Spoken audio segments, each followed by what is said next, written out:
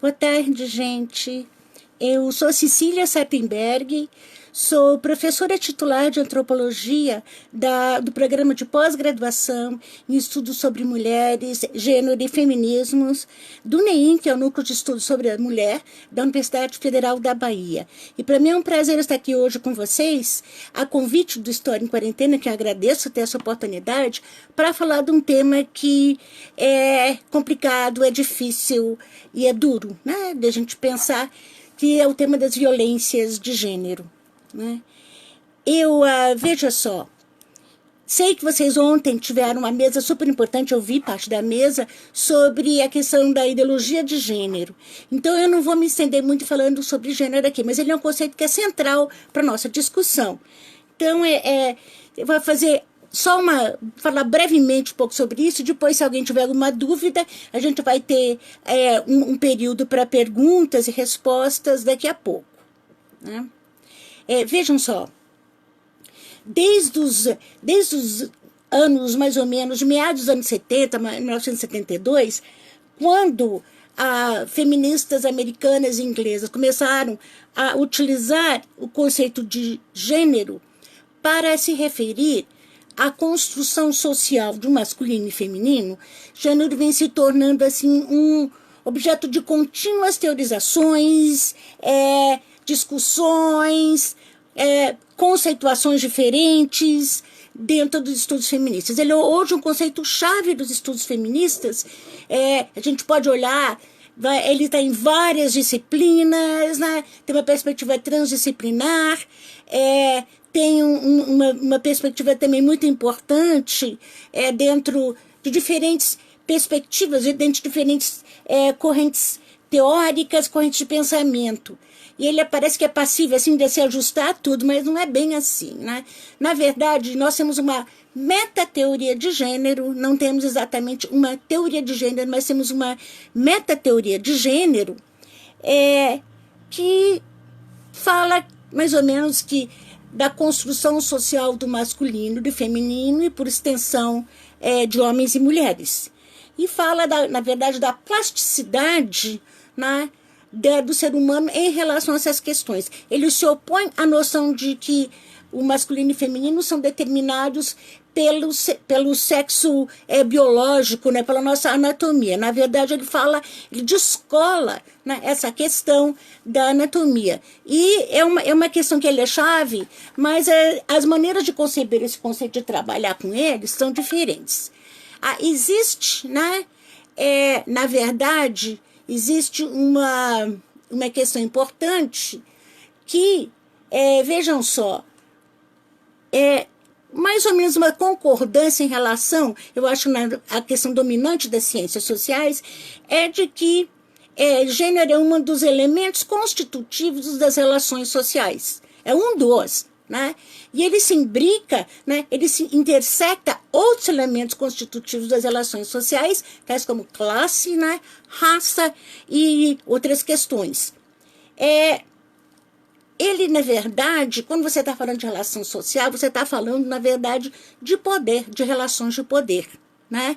Então, porque a noção de relação social implica em poder. Então, quando nós falamos em relações de gênero, nós falamos também em relações de poder, né? Então, ele é um elemento importante dessas questões. Mas, quando a gente olha uma perspectiva transcultural, comparativa, no tempo e no espaço, a gente vai ver que existem variações em termos de ordens de gênero, ou seja, a organização social de gênero, ela é diferente, né? Através do tempo e do espaço, ela se diferencia.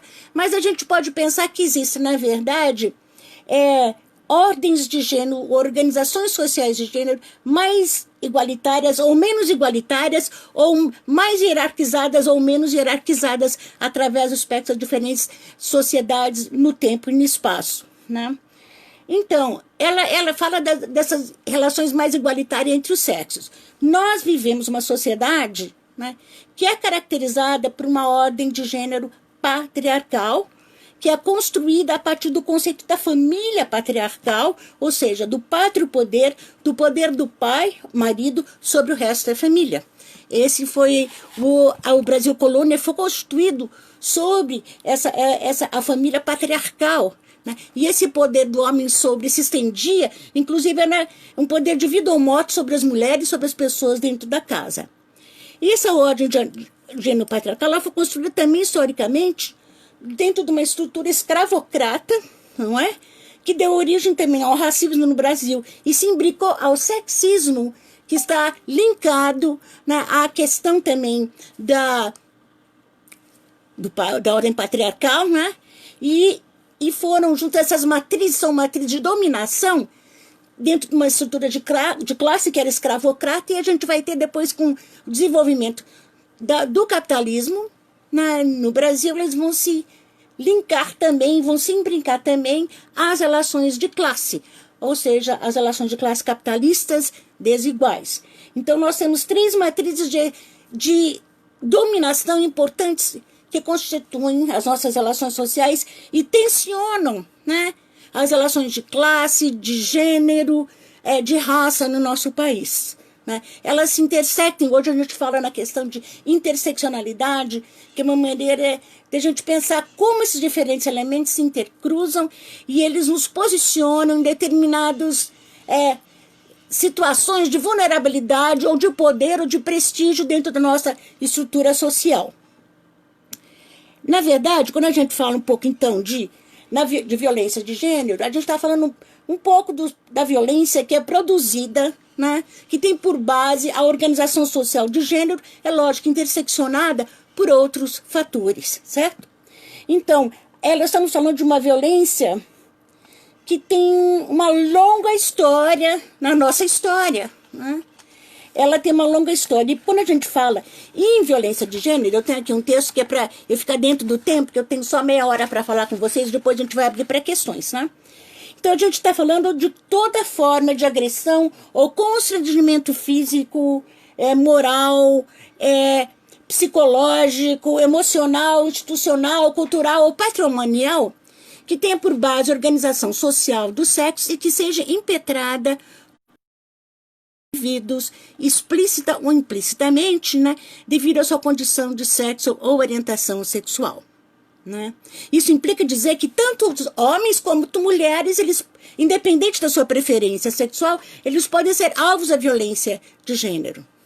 Contudo, em virtude dessa ordem de gênero patriarcal machista, né, dominante em nossa sociedade, são, porém, as mulheres, né, as crianças também, principalmente as meninas, e em menor número, mas também em grande proporção, as populações LGBT, né, e que se veem mais, a gente vê, eles são mais em uma situação de vulnerabilidade e objetos vítimas desse tipo de violência de gênero. A violência de gênero contra mulheres na verdade, domina em termos de violência de gênero que a gente vê, em termos de números. A gente vai ver, vou discutir um pouco alguns dados sobre a violência física, sobre o feminicídio e sobre a violência sexual aqui, que eu acho importante a gente discutir hoje. A violência de gênero contra mulheres, ela é produto, então, dessa ordem de gênero patriarcal que objetifica as mulheres e as torna propriedades dos homens, dando a eles, em certas instâncias, até mesmo o poder de vida ou morte sobre elas, como era anteriormente, né? Estava na lei, né? A ideia de que da legítima defesa da honra, a gente sabe que isso, no passado, alguns homens que assassinavam suas mulheres, eles diziam que foi em legítima defesa da honra. E a gente tem que tomar cuidado que daqui a pouco vão querer trazer de novo, porque nós estamos num processo de retrocesso na nossa sociedade em relação a isso. Bem, de acordo com a Convenção Interamericana para prevenir, punir e erradicar a violência contra a mulher, que é conhecida como a Convenção de Belém do Pará, ela se enquadra como violência de gênero contra as mulheres qualquer ação ou conduta baseada no gênero que causa morte, dano ou sofrimento físico, sexual ou psicológico à mulher, tanto no âmbito público como no privado. E aí você tem que a violência, então, física, sexual, psicológica, patrimonial, que pode estar ocorrendo no âmbito da família, da unidade doméstica ou da comunidade, ou então elas podem ser perpetradas pelo próprio Estado, que seja uma violência institucional, né, que a gente fala disso.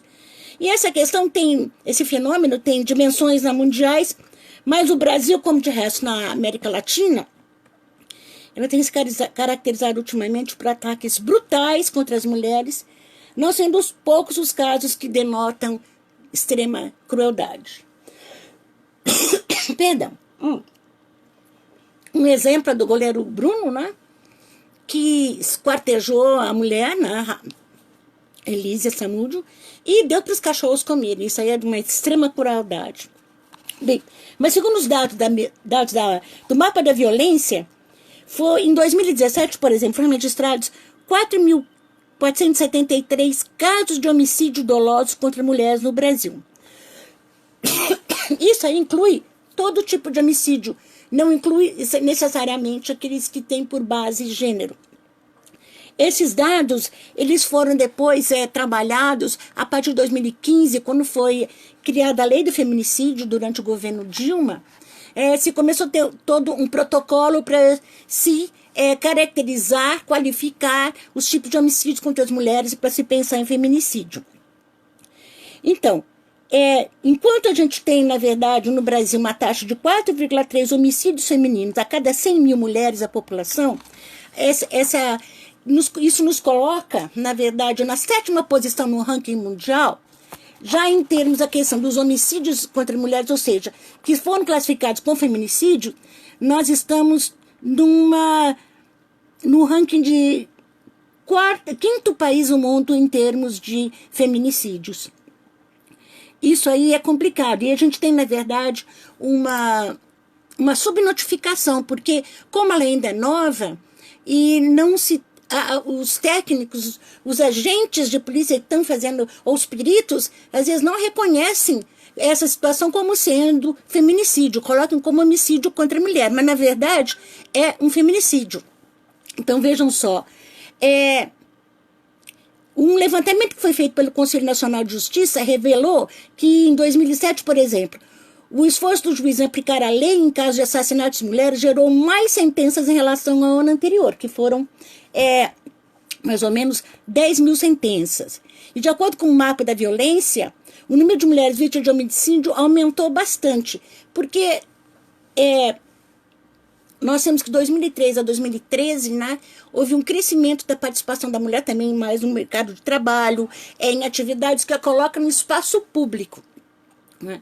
E a gente viu também que as mulheres geralmente eram trabalhando como laranjas dos seus companheiros na questão do tráfico, então isso aumentou bastante o homicídio contra mulheres, né? Mas eles não são necessariamente caracterizados como feminicídios, né?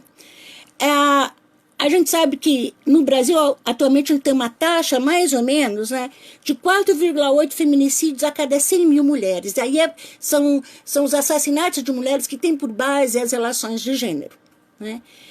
Isso equivale, como eu disse, à 5ª maior taxa de feminicídio no mundo.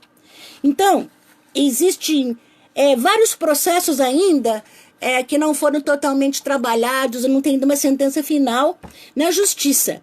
Mas houve essa demora até as pessoas começarem, na verdade, a ter maior conhecimento dos protocolos para poder caracterizar, tipificar esses assassinatos de mulheres como feminicídios, né?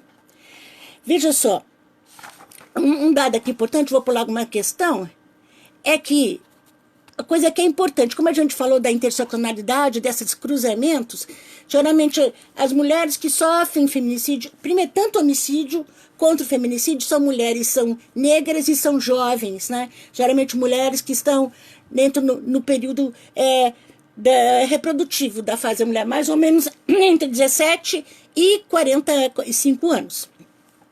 Então, os tribunais ainda estão com dificuldade na verdade, de trabalhar esses dados para a gente poder ter uma ideia melhor, caracterizar o perfil dessas mulheres. Mas a gente sabe o que a gente tem, os dados que a gente tem, mostram que de fato são mais as mulheres negras que estão expostas, essas mais na questão dos homicídios, o feminicídio também, elas têm digamos, uma taxa maior, né?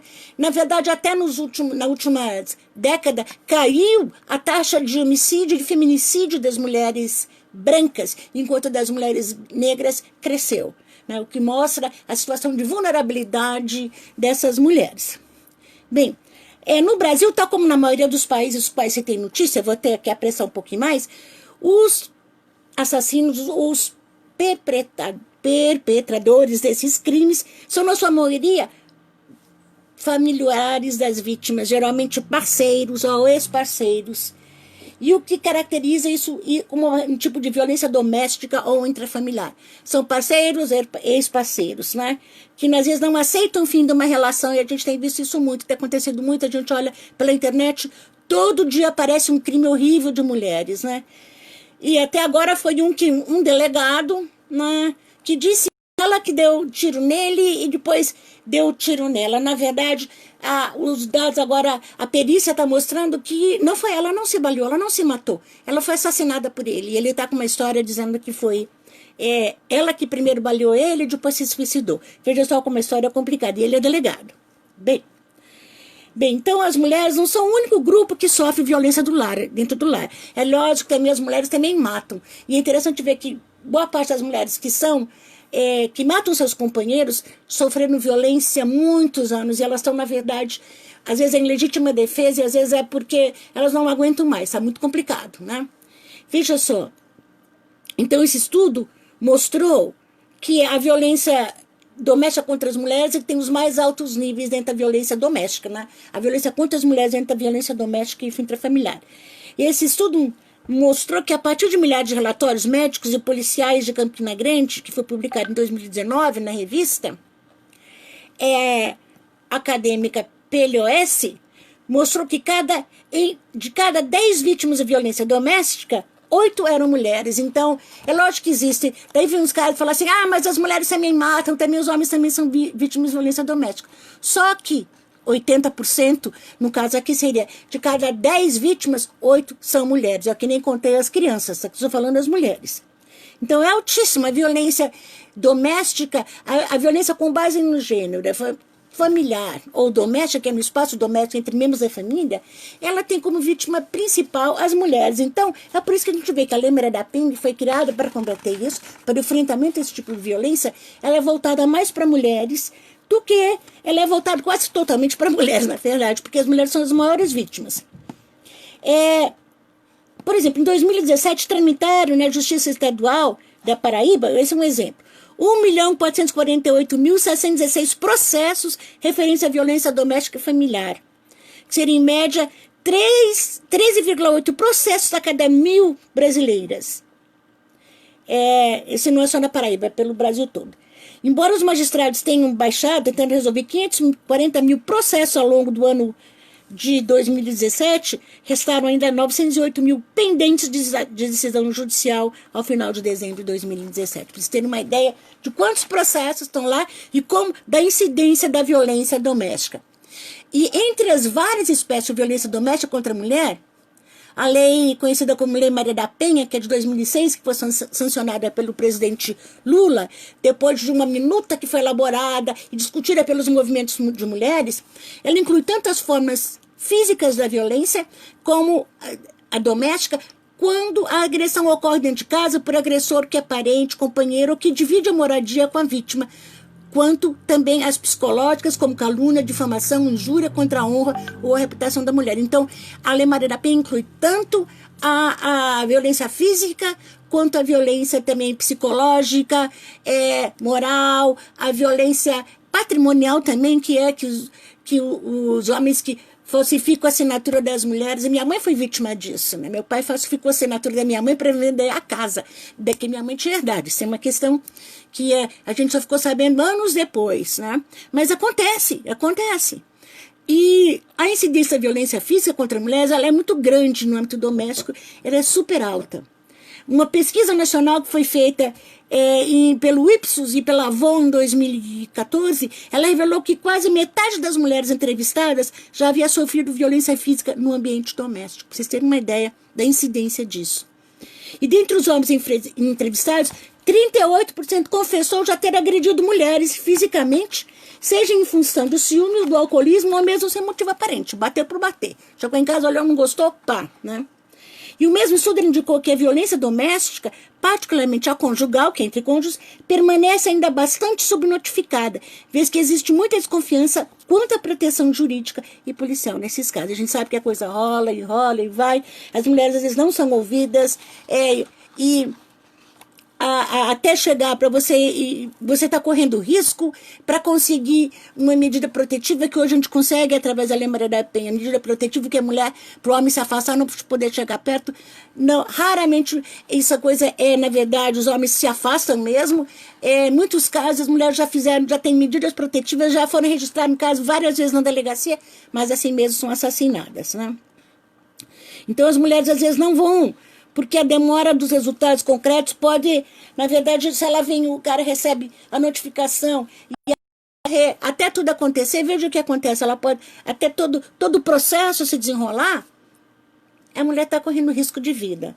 Existem as casas-abrigo para esses casos de emergência, que a mulher está realmente correndo risco de vida. Mas elas não têm vagas para todo mundo, não tem em todo lugar. Por exemplo, eu moro numa cidade no interior de São Paulo, que aqui na região do Vale do Paraíba não existe uma casa-abrigo. A pessoa vai ter que ir para São Paulo para ir para uma casa-abrigo. Então, é complicada a situação. Então, veja só, um dos problemas é que a incidência da violência contra as mulheres não é aceita como algo normal, né? Ela é naturalizada como algo que tem a ver só dentro de casa, né? E se diz, em briga entre marido e mulher não se mete a colher, né? A Lei Maria da Penha vai mostrar que, na verdade, não é esse o cara, vai trazer e mostrar que é uma questão de Estado, porque na Constituição nossa de 88 está dizendo que existe a proteção da família, mas os membros da família também, né? Então, muitas dessas mulheres, elas registram queixas pelos motivos apontados e até sob a ameaça do marido, mas aí acabam voltando à delegacia de polícia para tirar a sua queixa, porque são obrigados, o marido ameaça, vai te matar se você não for retirar a queixa. Existem alguns mitos sobre essa questão da incidência, né, da violência doméstica. Um deles é que é um fenômeno, dizem que é um fenômeno que é ligado à pobreza. Na verdade, ela ocorre em todos os estratos e classes sociais, mas acontece que entre as camadas médias e altas, ele não chega aí a público, porque as mulheres ou não vão para a delegacia, agora estão indo mais, mas vão para o advogado, ou vão para uma clínica, ou vão para o psiquiatra, ou vão trabalhar essa questão em outras instâncias, não chegam tanto a ir para a delegacia. Outra coisa, a gente vê que dizem que a crise econômica, o desemprego, que é a causa, mas na verdade isso tudo acirra, né? Há já uma situação de conflito existente. E às vezes as pessoas, mulheres, vão registrar queixa e dizem assim, ele é um bom pai, um bom homem, sustenta a gente, mas na verdade um bom pai, um bom homem que, né, bate na mãe dos seus filhos, até chegando ao crime. Então, veja só, um dado aqui importante, né, que eles são um bom pai, um bom filho, mas 70% dos feminicídios de mulheres no Brasil são cometidos por ex-maridos e ex-namorados, para vocês terem uma ideia. Bem, eu estou aqui correndo um pouco para dar o nosso tempo, mas é importante ver que a violência de gênero é uma realidade bastante complexa, envolve uma série de questões que têm suas raízes na sociedade, na missão do Estado, sem falar em aspectos que são ligados às relações interpessoais, né? E trocas efetivas entre, veja só, os seres humanos, né? Dessa forma, ela pode ocorrer principalmente na vida privada, particularmente na família, né? E onde ela vem acontecendo. E foram as mulheres, as feministas principalmente, que tiraram a violência de dentro de casa e puseram nas ruas e deram visibilidade a isso. E principalmente a partir dos anos 70 que a gente começa a ver processos de, como se diz assim, de combate, de enfrentamento à violência contra mulheres. Por muito tempo, no entanto, essa punição, essa luta levou à criação da Delegacia das Mulheres e o resultado era só uma questão punitiva, né? A Lei Maria da Penha, ela é bem grande, ela é bem complexa, porque ela envolve não só a questão da punição, que é importante, que antes os homens não saíam sem ilesos, né? Mas também porque ela tem a proteção, que tem todo um campo que fala da proteção às mulheres, inclusive, como eu disse, a casa-abrigo, as medidas protetivas, e também uma coisa que é prevenção. A prevenção tem a ver com a educação e tem a ver com a reeducação dos homens.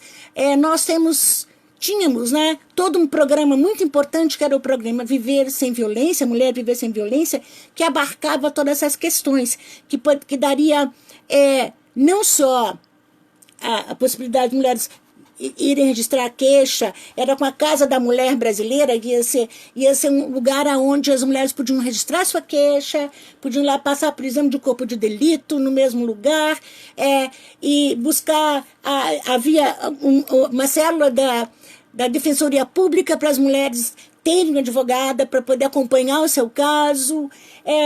Em suma, havia a Casa Mulher Brasileira, que estava dentro desse programa Mulher Viver Sem Violência, elas foram construídas muito poucas. Havia todo um orçamento para o combate à violência doméstica, né? Que, na verdade, ele não foi, né, empregado, ele foi cortado esse orçamento já depois do golpe contra a presidenta Dilma. Esse programa de violência, de enfrentamento à violência contra mulheres foi cortado nos orçamentos, e a gente está vendo agora que Damares, né, tá preocupada, a ministra Damares está com um orçamento bem grande, só que não está aplicando esse orçamento nessa questão. Ela, inclusive, falou, recentemente, no dia 15 de maio, ela lançou o programa de combate à violência. E esse programa, ela falou da preocupação que a pandemia está acirrando a violência contra as mulheres, que está fazendo subir. A gente não tem muita ideia exatamente como estão esses dados, porque o período é pequeno e as nossas estatísticas não são muito confiáveis, entendeu? É um pouco complicado de como esses dados estão sendo coletados e como é que eles podem ser comparados. Mas a gente está vendo que aparentemente está aumentando, de fato, a incidência da violência, porque, veja só, as mulheres estão confinadas em casa, nós confinados em casa, e os homens e as mulheres que já têm algum problema de conflito, né, dentro de uma situação que pode ser de desemprego, de falta de dinheiro, de confinamento mesmo, de preocupação, de estresse. Quem que não está estressado nessa situação? Isso está provocando, está funcionando como uma válvula, né, para escape, né, da violência e agredir as mulheres. Mas veja só, o programa que foi lançado, né, pela ministra Damares, ele enfoca principalmente a questão da punição, da denúncia, a todo o número de telefones para se ligar, e ela diz assim que a violência não tem gênero. Ora, a gente sabe que a violência doméstica tem, a gente acabou de ver que 8 entre 10 pessoas que sofrem violência doméstica são mulheres, né? Então, mas ela diz que não tem gênero, né? Aliás, é uma palavra que eu acho até interessante que ela tenha falado, porque elas acham que tudo que a gente trabalha na questão da ideologia de gênero, que é uma ideologia que não existe, que não é verdade.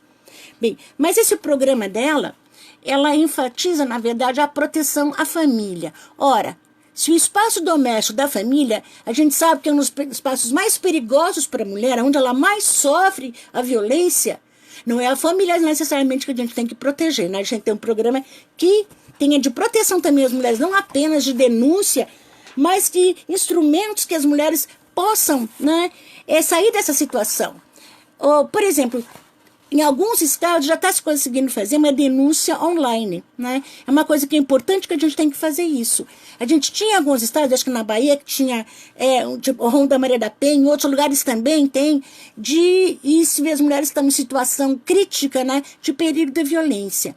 Mas devido a outras questões, esse estresse, o problema da pandemia, isso não está sendo muito, não se está dando muita continuidade a isso. Então a gente tem que pensar formas, né, não só de denúncia, mas de acolhimento dessas mulheres que estão sofrendo essa pandemia. Não só no Brasil, como no mundo todo, né?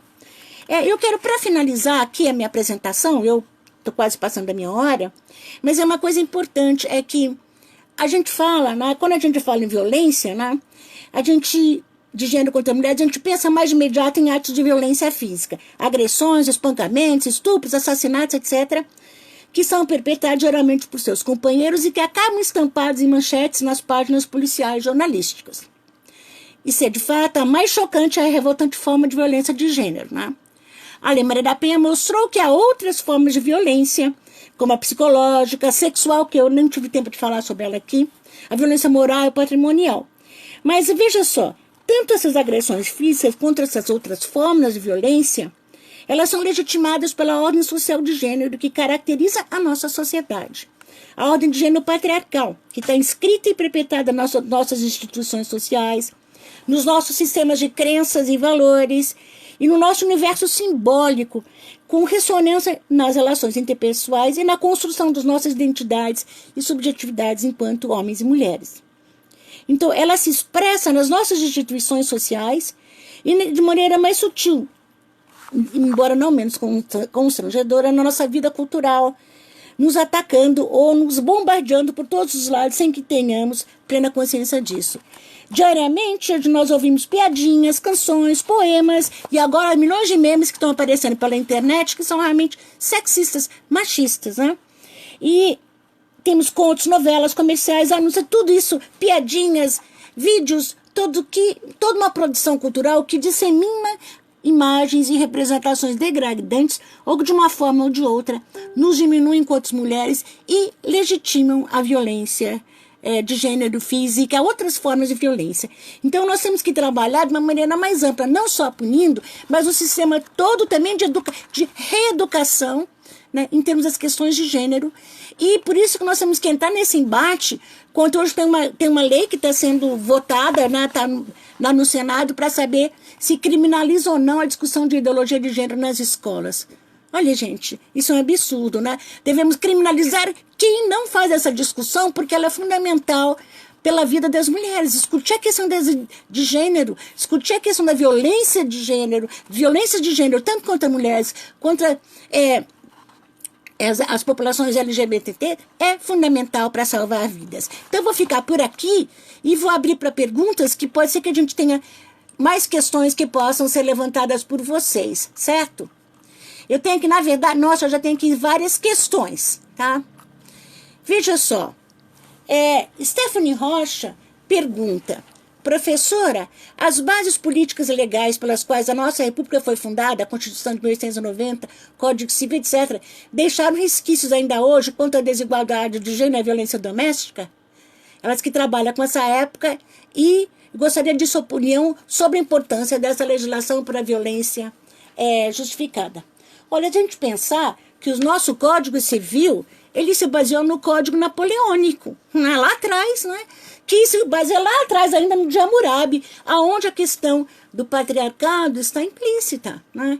Então, é lógico, deixou resquícios, porque é parte da nossa cultura, é parte da nossa tradição. Como eu disse, até recentemente, né, até o próprio Código Civil de 1916 ainda aceitava a questão da legítima defesa da honra. Só mais recentemente que ele não está sendo usado. Então, é importante a gente olhar, ver essa discussão, pensar quais são as origens desse nosso Código Civil, que ele é, de fato, patriarcal, né? Não sei se eu falei, é porque a gente tem pouco tempo, mas eu acho importante a gente olhar, ver essa discussão. Leila Barstead, que vem trabalhando com essa questão, é uma advogada feminista que foi uma das que, na verdade, formulou a Lei Maria da Penha, né? A minuta de votação para a Lei Maria da Penha. E ela trabalhou com essa questão. Então, tem artigos sobre isso, eu acho que vale a pena dar uma olhada, né? Há uma outra questão que agora é de Mariana Munhoz, que pergunta: considera que existe uma maneira adequada de aumentar a conscientização da sociedade sobre a violência de gênero no Brasil? E Cadmiel Henrique, ele pergunta, que é mais ou menos ligada à pergunta dela: como a educação pode contribuir para a redução da violência de gênero? E quando podemos abordar a questão de interseccionalidade das lutas nas escolas brasileiras? Gente, a educação é super importante, a conscientização é super importante, né? A gente teve uma época, é interessante ver que as pessoas conhecem bastante a Lei Maria da Penha. A Lei Maria da Penha é uma lei que pegou, né? Pesquisas mostram que todas as campanhas em relação à Lei Maria da Penha tiveram efeito. A maior parte das pessoas que foram nas pesquisas, eu não falei aqui, porque não deu tempo, mas elas mostram que as pessoas sabem o que é a Lei Maria da Penha, não conhecem exatamente como ela funciona, mas sabem sobre o que ela é, né? E tem músicas que são cantadas, tem um cordel sobre a Lei Maria da Penha, existem repentes que falam sobre a Lei Maria da Penha. É muito interessante que existe, a população pegou, a lei pegou. Mas veja só, ainda a sociedade não incorporou bem essa questão. E a gente precisa pensar nas escolas, fazer esse trabalho de discutir nas escolas, mas a gente está vivendo um momento complicado, onde impera na nossa sociedade uma descrédito para a ciência e um fundamentalismo religioso que distorce a realidade em que vivemos. Que coloca a família como tudo, quando a família às vezes, nem sempre o lugar ideal, mas seguro para todos nós. Então, é uma coisa interessante. Toda a discussão da questão da ideologia de gênero, que ontem foi discutida, ela tem a ver com grande luta das mulheres para conseguir colocar dentro das plataformas, dentro dos documentos finais, das conferências internacionais da mulher que foram promovidas pela ONU, a questão de gênero para ser discutida lá. E eu participei de algumas dessas conferências, foi na Comissão do Status da Mulher, da ONU, lá em Nova York, onde eu vi a briga que a gente conseguiu colocar na plataforma de ação, mesmo com uma luta contra se colocar o conceito de gênero, a discussão de gênero e sexualidade, toda a questão de direitos sexuais e reprodutivos, houve uma luta para se colocar. E continua, toda vez que vai se discutir a questão das conferências, da plataforma de ação e fazer avaliação, os grupos que ainda são liderados pelo Vaticano, né, que se mostrou como um principal opositor de se discutir essa questão em 1995, durante a conferência, eles se uniram agora, os católicos, os evangélicos, com os islâmicos nessas conferências da ONU e fazem tipo um paredão, né, para não deixar passar essas questões. É muito complicado isso, né? Então, aqui no Brasil, toda essa discussão da ideologia de gênero que foi trazida por essas igrejas fundamentalistas, né, tem impedido uma maior discussão da questão da violência de gênero nas escolas, né? Como eu disse, hoje tem esse projeto para criminalizar essa discussão. Então, quem puder, entre no site do Senado lá e vote não esse projeto, porque eu fui olhar hoje e aqueles que votam sim, que querem criminalizar, estão ganhando, né? Mais de 100 mil votos. Eu acho que são os robozinhos. Na verdade, não é bem robozinho, porque você tem que se cadastrar. Mas é complicado, né? Eles estão fazendo um trabalho de trazer todo mundo, acho que de todas as igrejas, de tudo, para poder votar para criminalizar, o que é muito complicado, porque sem a gente discutir isso, vai reeducar, trazer todo um trabalho sobre educação em termos da questão de gênero, vai ser difícil a gente combater a violência, né? Aqui, eu espero que eu tenha falado um pouco sobre essa questão. É uma questão bem complexa, mas não dá para discutir em 5 minutos. Bom, Marta Rovai pergunta como combater a violência e fazer valer a Lei Maria da Penha quando policiais participam da mesma cultura patriarcal e quando as mulheres voltam para suas casas depois da denúncia. Esse é um grande problema que a gente vivencia, né? Eu participei de cursos, né, de conscientização e sensibilização para policiais na Bahia.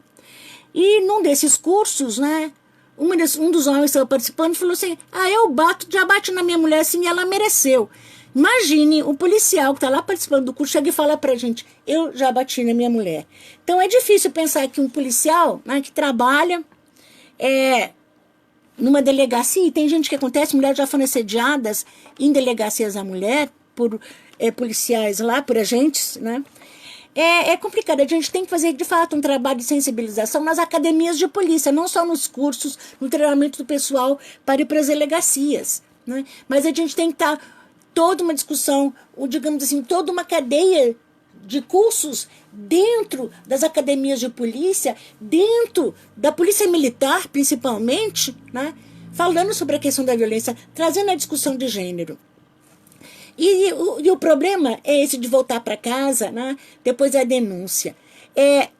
Ela pode entrar e pedir uma medida protetiva e ela fica em casa e a polícia vai retirar. Mas isso às vezes demora para acontecer. Esse é um problema que nós temos porque a gente não tem. O que falta? Falta agentes de polícia nas delegacias, falta um carro de polícia, né, para ir buscar a pessoa, faltam abrigos para as mulheres que estão em situação vulnerável e cada vez mais se corta verbas para essa questão, né? Então nós temos que ter um movimento, nós temos um momento agora complicado, mas talvez, né, justamente porque é um momento onde a questão da violência contra as mulheres, o espaço doméstico, por causa do isolamento imposto pela pandemia, ele pode trazer mais a público a questão da violência, né? E pode ser que nós consigamos trazer mais verbas para apoiar todos os programas que a gente tem em relação a combate, enfrentamento à violência contra mulheres, né? Vamos ver o que vai acontecer. Nós temos que pensar como é que vai ser esse nosso mundo pós-pandemia, né? Vai ser difícil conseguir verbas para isso, porque nossa economia está indo de mal a pior, já vinha péssima e não existe um projeto, de fato, para recuperar nossa economia a curto prazo, né? Acho que vai levar pelo menos, eu estava conversando com um economista que me disse, vai levar uns 20 anos para recuperar. E dificilmente, como a gente já houve um corte, né? Para os próximos 20 anos, da gente não ultrapassar os gastos, então vai ser complicado a gente conseguir isso, a não ser que a gente consiga depois ir para as ruas e demandar essa questão, como a gente conseguiu demandando a questão para a gente enfrentar a violência, para a criação das delegacias e outros programas que surgiram de enfrentamento. Bem,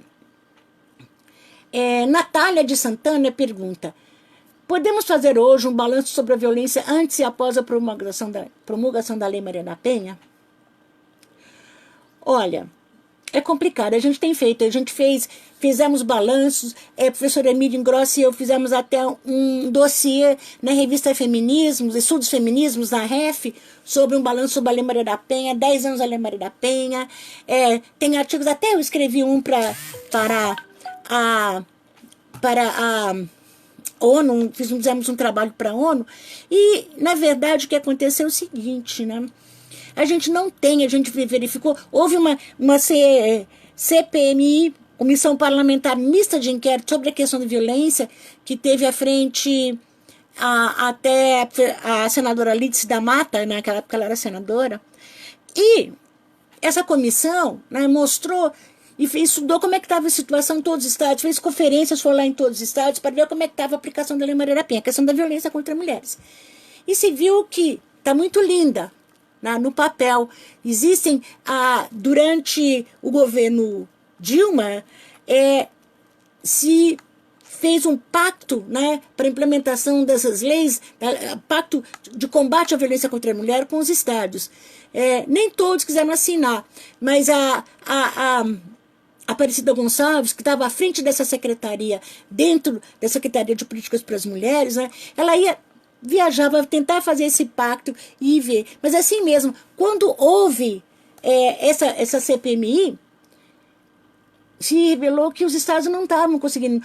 Era nas capitais, mas não havia um processo de interiorização, de fato, né, da Lei Maria da Penha, né, da implementação da Lei Maria da Penha. Algumas cidades na Bahia, eu posso falar que Vitória da Conquista, acho que Feira de Santana, Itabuna, algumas cidades conseguiram, mas não é total. A gente tem poucas delegacias, né? Não existe pessoal suficiente, não existe defensorias públicas em todas as cidades maiores que a gente pensou, conseguiu colocar, a gente com uma briga, quando fez a Constituição da Bahia, estadual da Bahia, eu participei dessa briga, a gente conseguiu colocar lá, no capítulo da mulher, que todas as cidades com mais de 50 mil habitantes teriam que ter uma delegacia, teriam que ter todo um programa, a casa de abrigamento, tudo isso. Mas, na verdade, isso não foi implementado em todas as cidades. Está lá, mas ainda não se conseguiu. Então, na verdade, a gente conseguiu alguns avanços, né? Conseguimos visibilizar, trazer a questão da lei da violência contra as mulheres a público. Nós fizemos, na verdade, a ONU adorou. A Lei Maria da Penha é um modelo maravilhoso de um conjunto de legislação, um pacote de legislação para se aplicar, mas até hoje não se conseguiu, tá?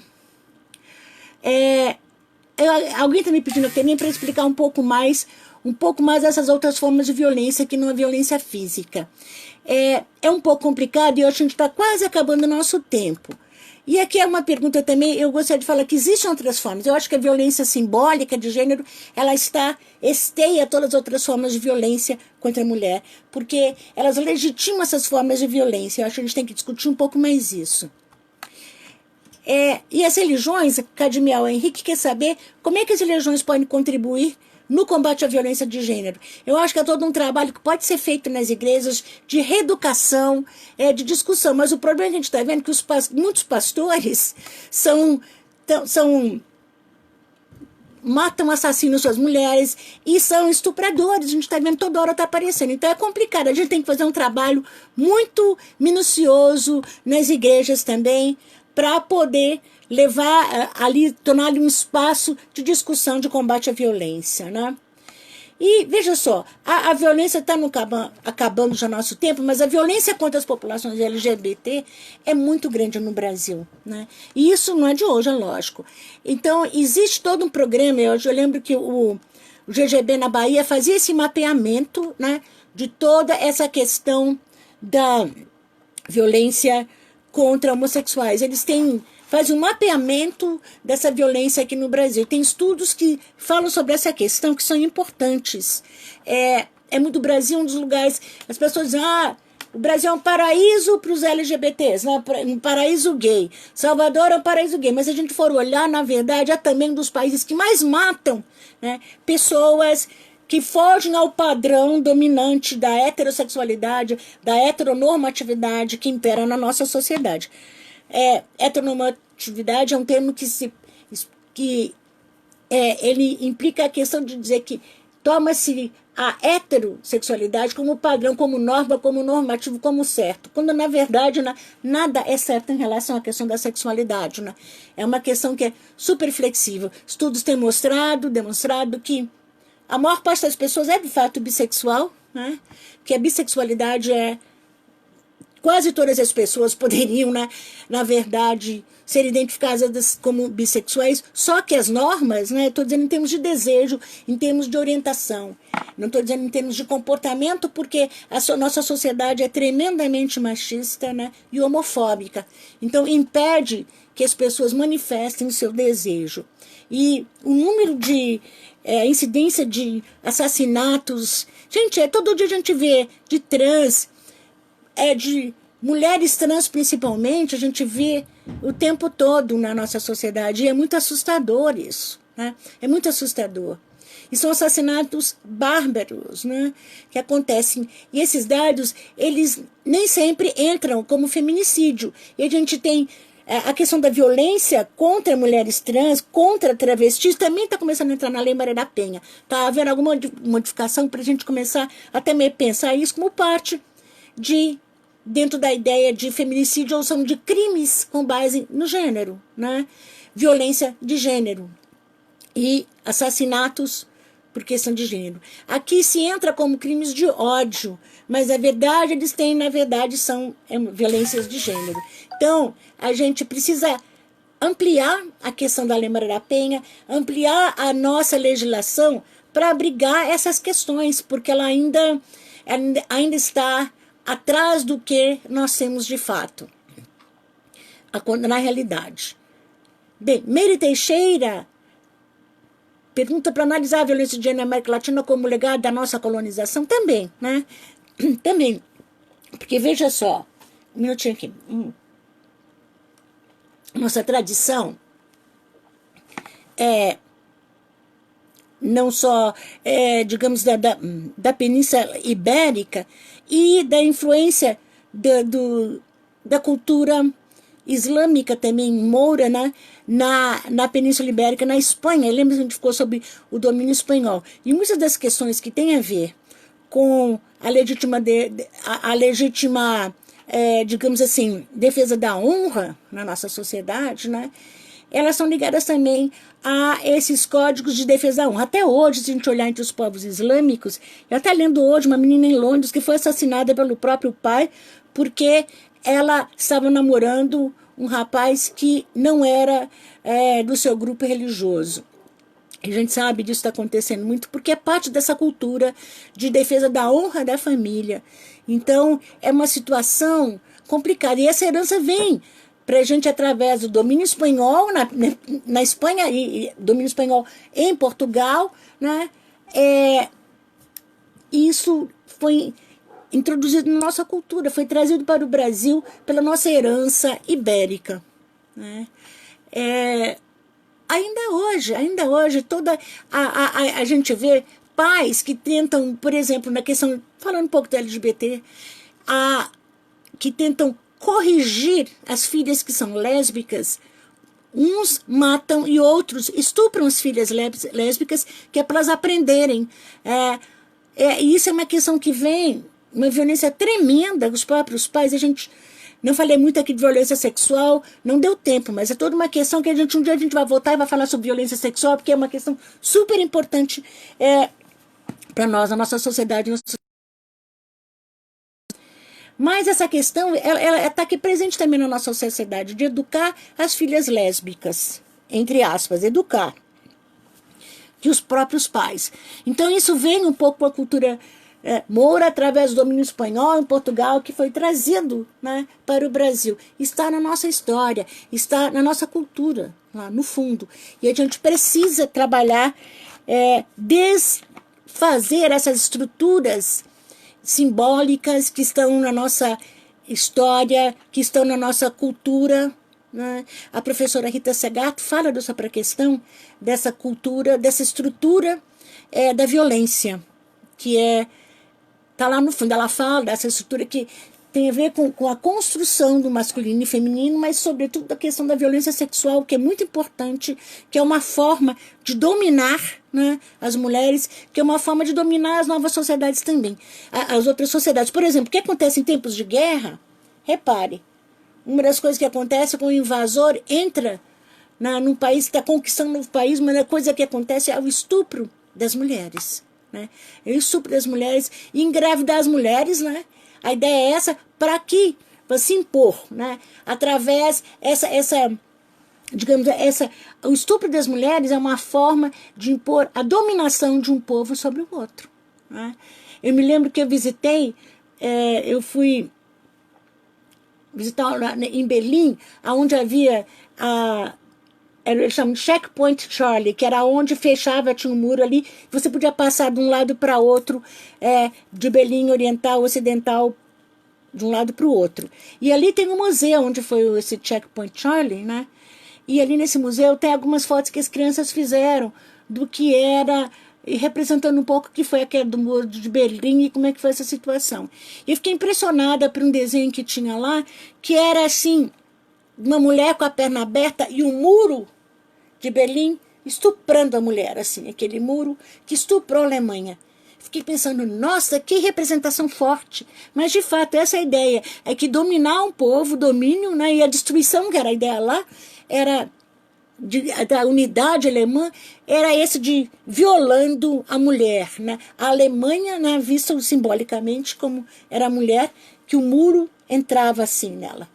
Eu fiquei assustada, mas fiquei pensando que, de fato, essa é uma questão importante, né, para a gente pensar em como as mulheres se tornam, na verdade, objetos, né, da dominação, não só dos homens, mas de um povo sobre outros. Então, essa questão é também importante para a gente poder discutir dentro da ideia de violência sexual. Eu gostaria de poder ter um tempinho para falar sobre isso, mas a gente já está acabando o nosso tempo, a gente tem 3 minutinhos, né? E eu queria finalizar falando que uma coisa que eu acho importante para a gente pensar, de novo, na questão dessa violência simbólica de gênero, como está em nossa música. Alguns anos atrás, a gente trabalhou na campanha da lei anti-baixaria na Bahia, que fomos muito criticadas, né? A lei anti-baixaria era uma lei que foi levada para se pensar na ideia de que o Estado estava contribuindo para legitimar, na verdade, a violência contra mulheres, né? Financiando bandas e outros grupos, né, que cantassem músicas e danças, etc., que, na verdade, se atentassem contra o pudor. Na verdade, não foi tanto contra o pudor, mas é que atentasse contra a dignidade das mulheres, negros e dos segmentos LGBT. Então, essa lei foi passada, e passou em Salvador, no estado, na verdade, na Assembleia Legislativa, depois passou em Salvador, mas não em todo o estado. A ideia é que ela não censura, mas ela simplesmente diz que não se pode, né, financiar com dinheiro público, financiar e se legitimar esse tipo de violência simbólica contra mulheres, negros e populações LGBT. Então, eu acho que isso é importante, é um caminho para se, não digo que a gente tem que fazer essa lei em todo lugar, mas é um caminho para se mostrar, é bem pedagógica essa lei, porque ela mostra que a violência simbólica é muito forte, né? E ela legitima as outras formas de violência. Bem, gente, nosso tempo está acabando. Muito obrigada por participar do nosso debate, de assistir a nossa conferência. Eu sei que ela vai ficar um podcast, que vai poder ter um vídeo também, acho que no YouTube, para vocês poderem, quem não assistiu, poder, ou quem não pegou toda a discussão, possa voltar e assistir. Muito obrigada, companheiras e companheiros do História em Quarentena. E vamos ver se a gente consegue voltar a discutir essa questão depois que passar a pandemia. Um abraço para todo mundo.